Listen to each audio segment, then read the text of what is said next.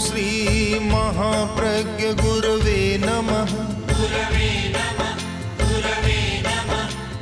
ओम श्री महाप्रज्ञ गुरवे नमः। ओम श्री महाप्रज्ञ गुरवे नमः। ओम श्री महाप्रज्ञ गुरवे नमः। ओम श्री महाप्रज्ञ गुरवे नमः। तीर्थंकर प्रवचन करते हैं, समवसरण की रचना होती है, वहाँ कोट होते हैं, 3 कोट, और मध्य में समवसरण होता है। तो आचार्य कल्पना कर रहे हैं कि ये 3 कोट क्यों, और वह भी एक माणिक्य से निर्मित होता है, एक सोने से निर्मित होता है, एक चांदी से निर्मित होता है। ये क्यों? तो फिर भीतर में गए और उसे समझने का प्रयत्न किया, और उन्होंने कहा कि ये 3 कोट जो है, ये हमें स्थूल रूप में तो 3 कोट दिखाई दे रहे हैं, माणिक्य, सोने और चांदी का। वास्तव में ये नहीं है। प्रभु, आपकी कांति, आपका प्रताप और आपका यश इन 3 कोटों के रूप में खड़ा हो गया है। इतना आपका यश है जो श्वेत चांदी की तरह चमक रहा है। आपका इतना प्रताप है, इतना जो सोने की तरह चमक रहा है, अरुणिम रंग सोने की तरह चमक रहा है। और आपकी इतनी कांति है कि वह माणिक्य की भांति चमक रही है। तो ये 3 कोट है, ये तो एक प्रतीक है।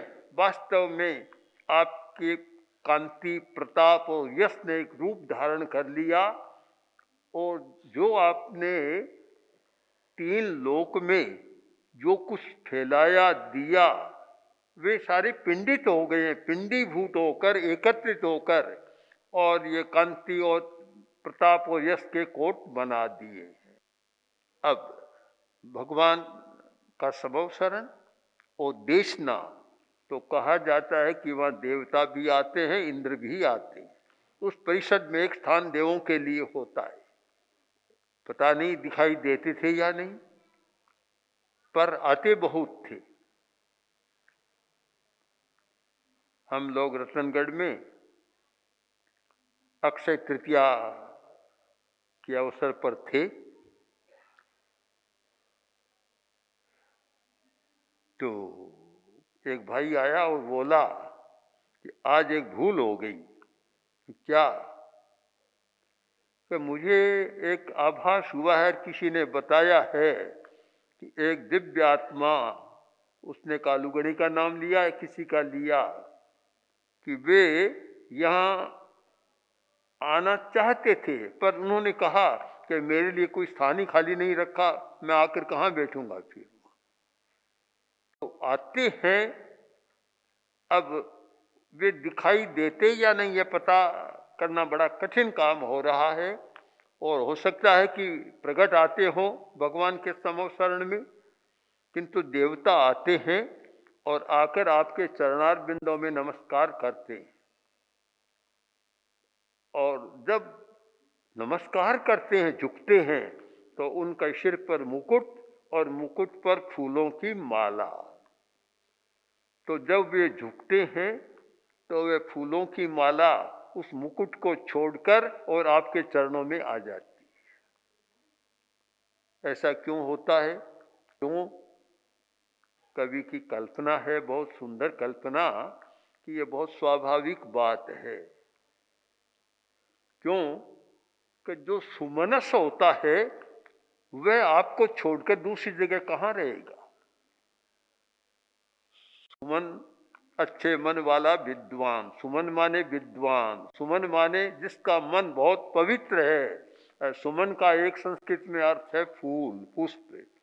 कि जो सुमन वाला है प्रभु, वह आपके पदार बिंदों को छोड़कर दूसरी जगह कैसे रमण करेगा।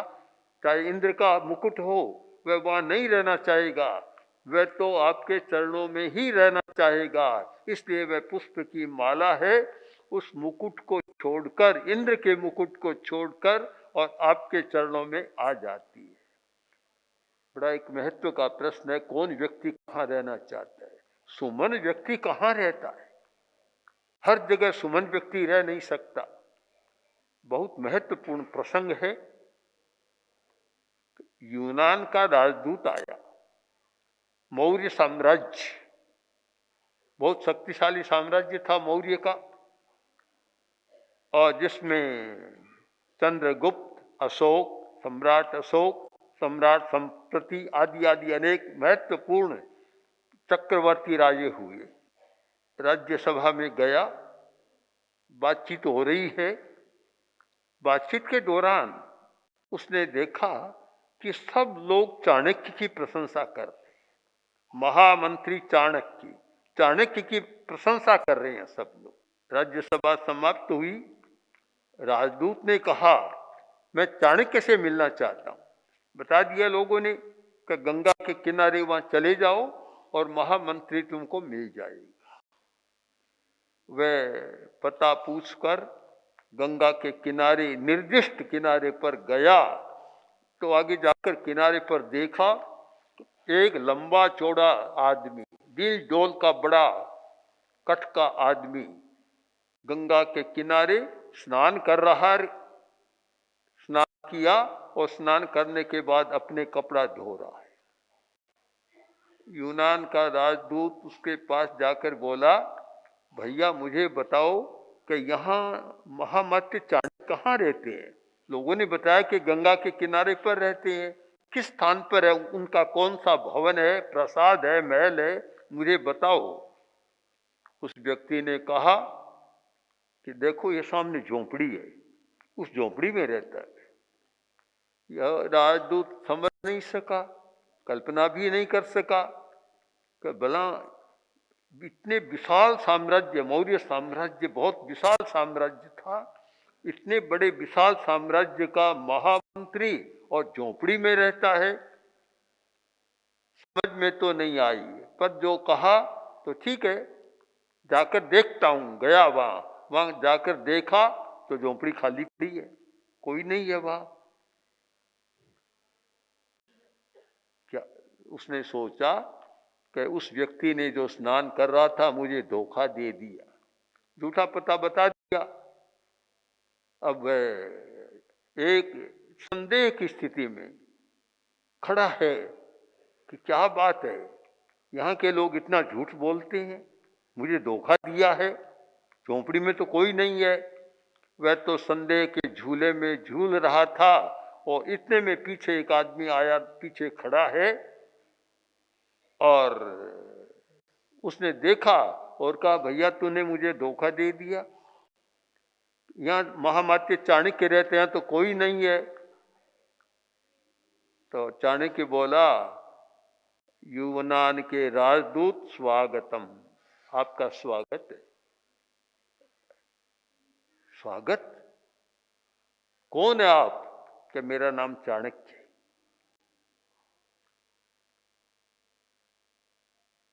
समझ नहीं रहा है, दिमाग काम नहीं कर रहा है, कल्पना भी नहीं कर रहा है कि इतने बड़े साम्राज्य का महामंत्री इस झोंपड़ी में रहता है।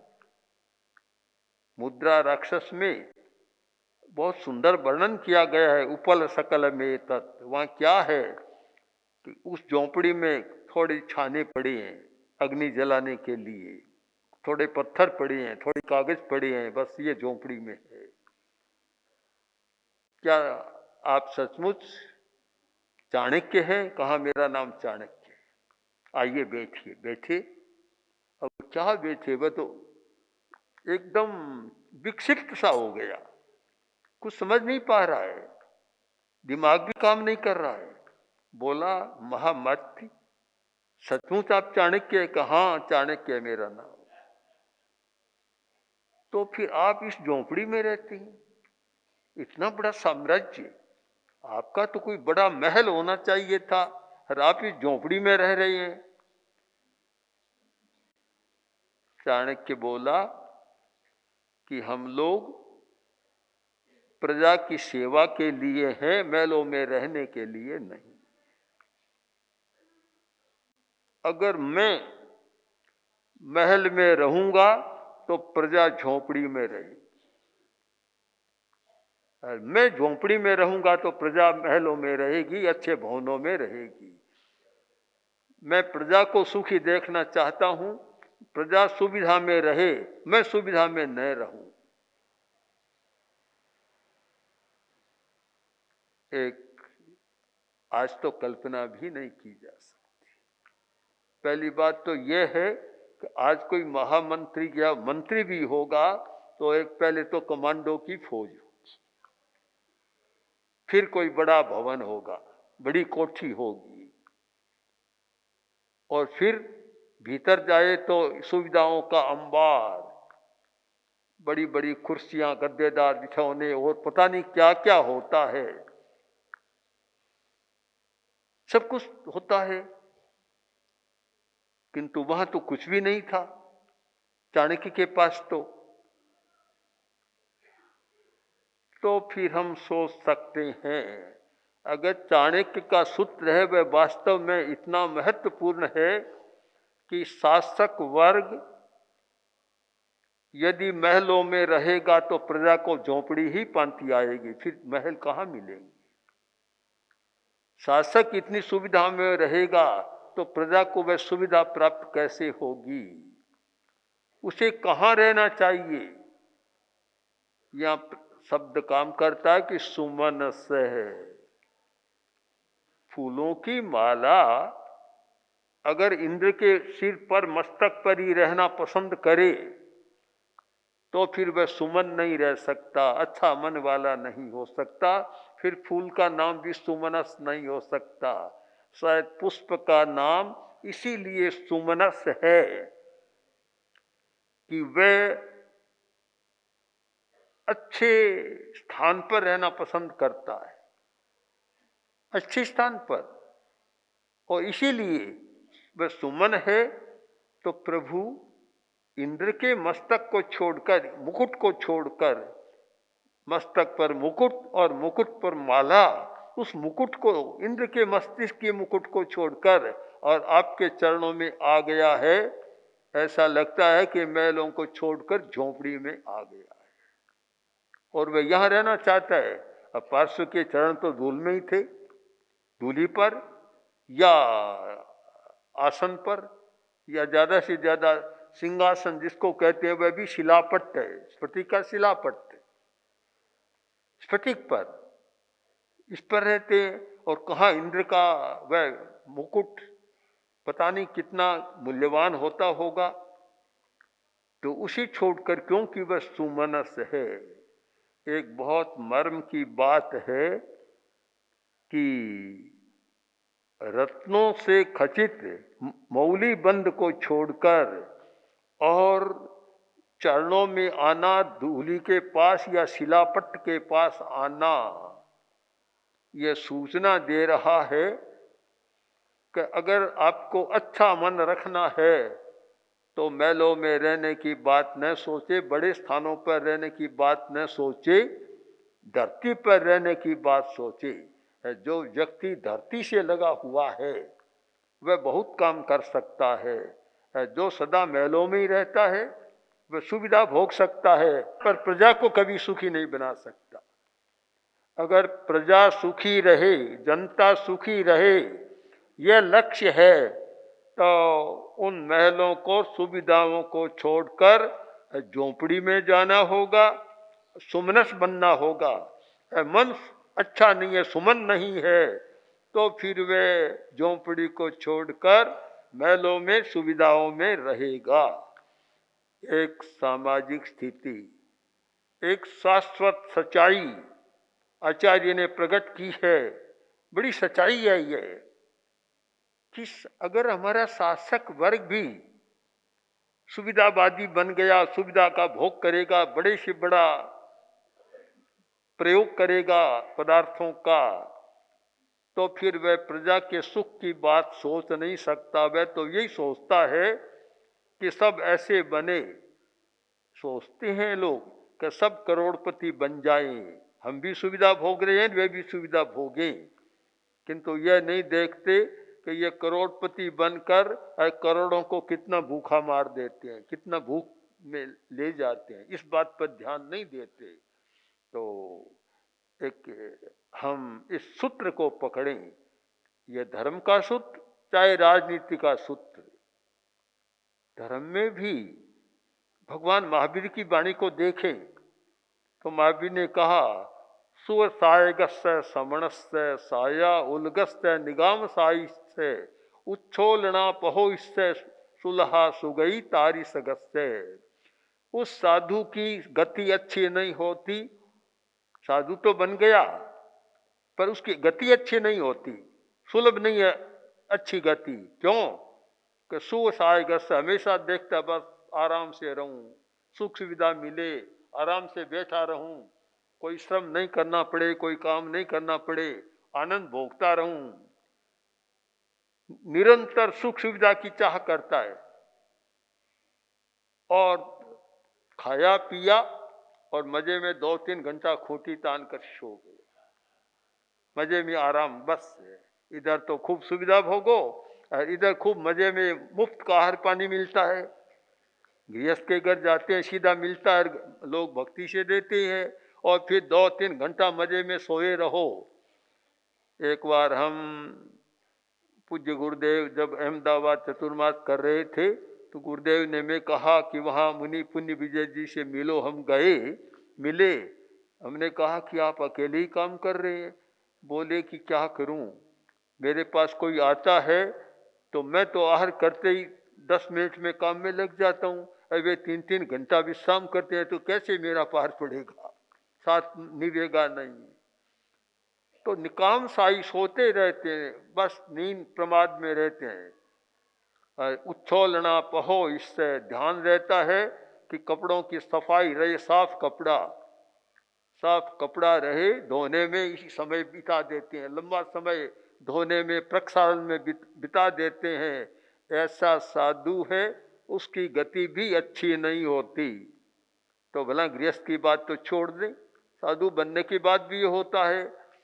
तो जहाँ सुविधावादी है वह प्रजा का हित नहीं कर सकता, सुविधावादी साधु है वह जनता का हित नहीं कर सकता, अपना भी नहीं कर सकता, और वह सुमनस नहीं हो सकता। यह सुमन का एक बहुत बड़ा स्थानांक सूत्र में बड़ा विवेचन है, सुमन और दुर्मन का। तो एक सुमन यानी फूल ने भी इतनी अच्छी बात सोच ली कि मुझे इंद्र के मुकुट पर नहीं रहना है, मुझे तो भगवान की चरण धूलि में रहना है। अगर फूल भी ऐसी बात सोच सकता है तो एक मस्तिष्क, विकसित मस्तिष्क वाला आदमी ऐसा न सोचे कि मुझे सुविधा का भोग कर, सुविधाओं में जीवन बिताकर तो जीवन को व्यर्थ नहीं गंवाना है, मुझे तो उस धर्म की धूलि में ही रहना है और एक कठोर जीवन जीना है जिससे मैं सुमनस बन सकूं और मेरा मन सदा पवित्र बना रहे। आचार्य सिद्धसेन अरहत पार्श्व की स्तुति कर रहे। स्तुतिकार विद्वान है, यानी शब्दों पर पूरा अधिकार है। जिस व्यक्ति का शब्दकोश समृद्ध होता है उसे विचारों की अभिव्यक्ति में बहुत सुविधा हो जाती है। शब्दकोश छोटा होता है तो जानता नहीं तो ज्यादा विचार भी नहीं कर सकता, ज्यादा बोल भी नहीं सकता। कोई भी वक्ता, लेखक, कवि, साहित्यकार हो, वह मुक्त भाव से वक्ता तभी बोल सकता है जब उसका शब्दकोश समृद्ध है। लेखक तभी अच्छा लिख सकता है जब उसका शब्दकोश समृद्ध है, और विचारक भी तभी विचार कर सकता है जब उसका शब्दकोश समृद्ध है। कवि के लिए भी यही नियम है कि जिसका शब्द को समृद्ध होता है वह बहुत अच्छी काव्य रचना कर सकता है और शब्दों को इस प्रकार संयोजित करता है कि उसमें नई नई अभिव्यक्तियां अपने आप हो जाती हैं। तो आचार्य तो बहुत समृद्ध हैं, इनका शब्दकोश भी समृद्ध है, विचार भी समृद्ध है और कवित्व भी समृद्ध है, इन सारी शक्तियों से संपन्न है। तो अब स्तुति करते करते एक नई कल्पना उनके मन में आ गई कि यह बड़ी विचित्र बात है कि प्रभु आप जन्म जलधि, इस जो संसार समुद्र है, जन्म जलधि है, इससे विपरांग मुख हो गए हैं। परांग मुख, सम्मुख और परांग मुख, एक तो होता है सम्मुख, एक परांग मुख, उल्टे हो गए, औंधे हो गए। फिर भी जो आपके पीछे लगे हुए हैं उनको आप तार रहे हैं। अब विपरांग मुख है फिर तार रहे हैं।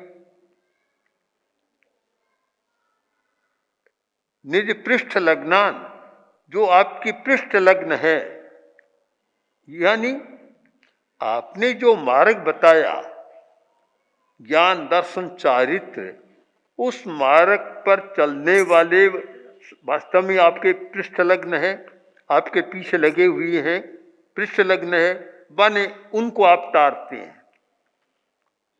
तो क्या यह कैसे हो सकता है? फिर कवि कहते हैं कि युक्तम, बिल्कुल सही हो रहा है, उचित हो रहा है और ऐसा हो सकता है क्योंकि पार्थिव निपस्य सतस्तवैव, पार्थिव है घड़ा,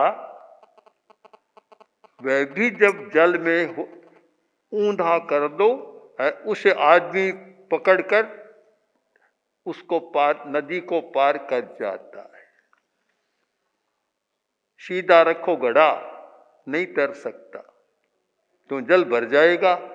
घड़े को औंधा रखो, औंधे मुंह, और फिर उसको पीछे से पकड़ लेने वाला आदमी घड़े के साथ पार कर जाता है। तो एक विरोधाभास भी है कि विपरांग मुख है, सम्मुख नहीं है आप संसार के, आप संसार से विमुख हैं। पहले जैसे अपने यहाँ पंचपद की वंदना थी मारवाड़ी भाषा में, जब उसमें कहा जाता था कि संसार स्यों अपूठा, अरे मोक्ष स्यों सामा। विपरांग मुख है आप संसार से जन्म जल्दी से, फिर भी ये आपकी करुणा है कि जो भी आपके पीछे लगे हुए हैं, यानी जो भी आपके द्वारा निर्दिष्ट मार्ग की आराधना कर रहे हैं, उनको आप तार देते हैं। घड़ा भी तो पीछे लगे हुए को तारता है, सम्मुख को नहीं तारता। घड़े को ऐसे सामने कर लो तो डुबो देगा, पानी भर जाएगा। विपरांग मुख होकर ही घड़ा तारता है। इसका कारण साफ है,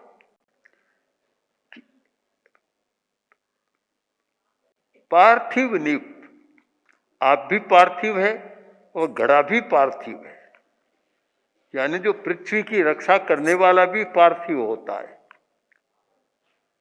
और घड़ा पृथ्वी से, मिट्टी से बनता है, इसलिए घड़ा भी पार्थिव है।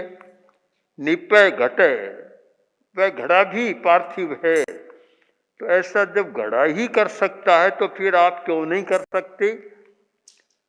एक आश्चर्य की बात है कि जो घड़ा है वह विपाक शून्य नहीं है,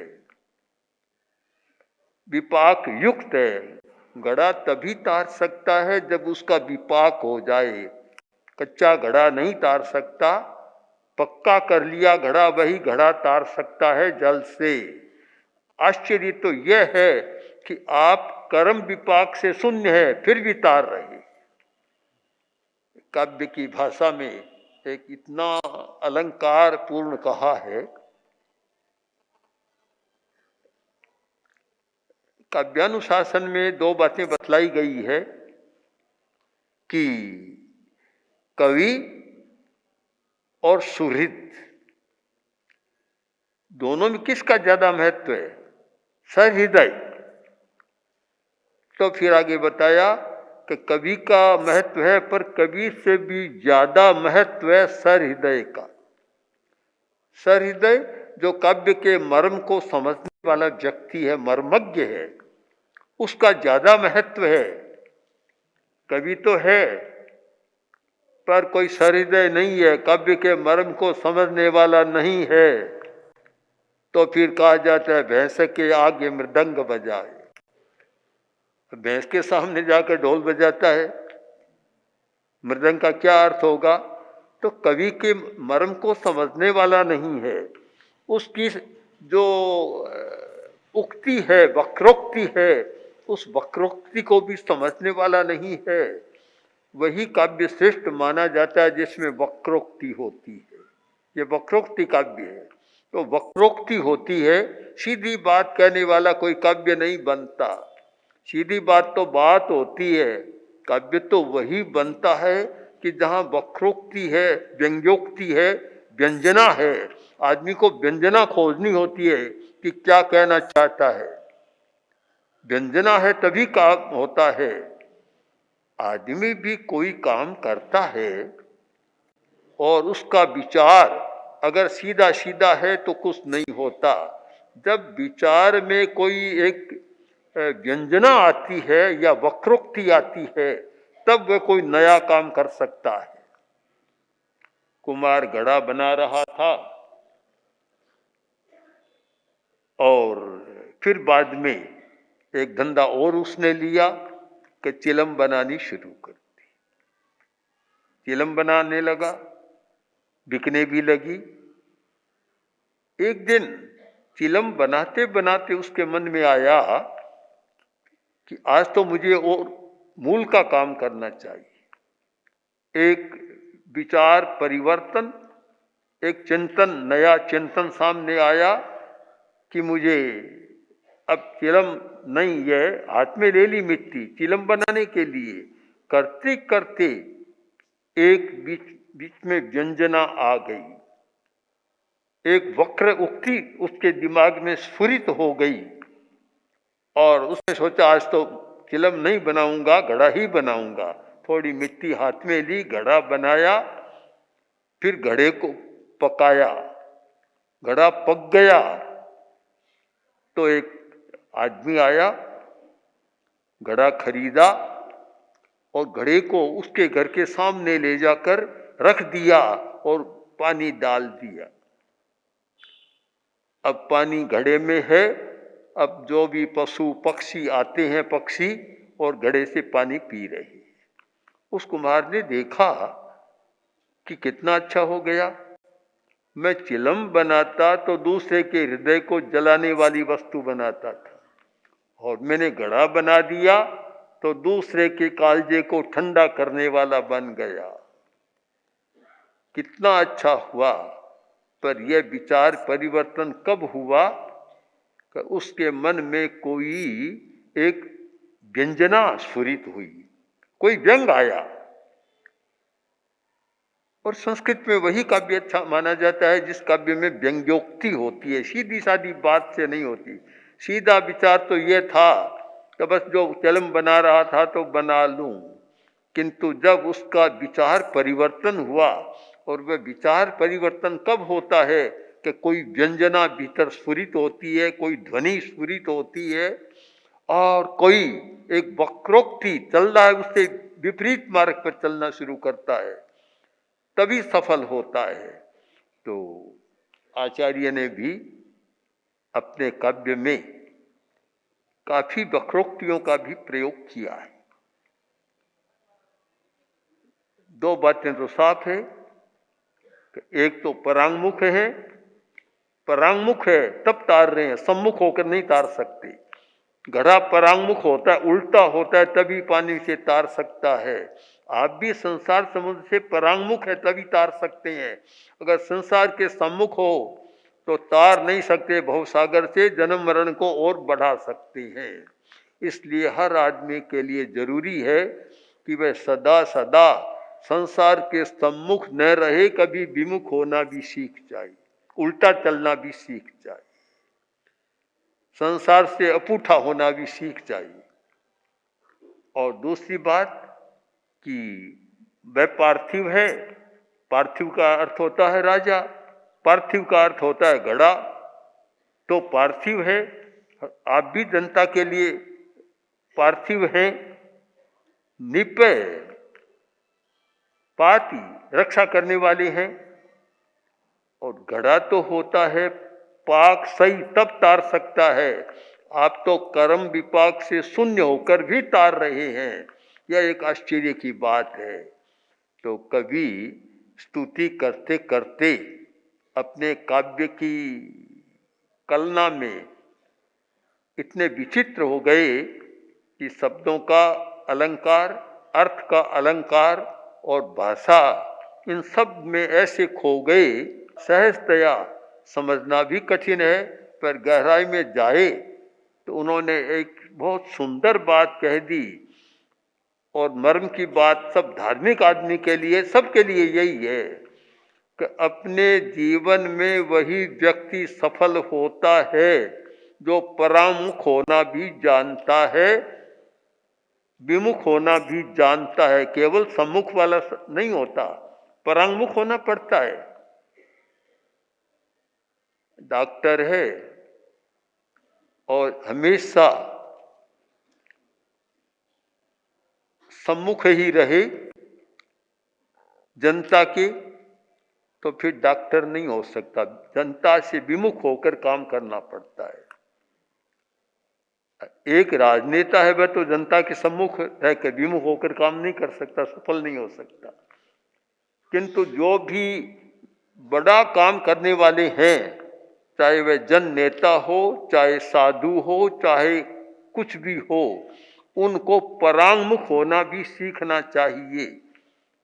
एक कार्य से परांगमुख होकर ही हम बड़ा काम कर सकते हैं। सदा जो व्यक्ति भोग के सम्मुख रहता है, पैसे के सम्मुख रहता है, वह कभी परमार्थ का काम नहीं कर सकता।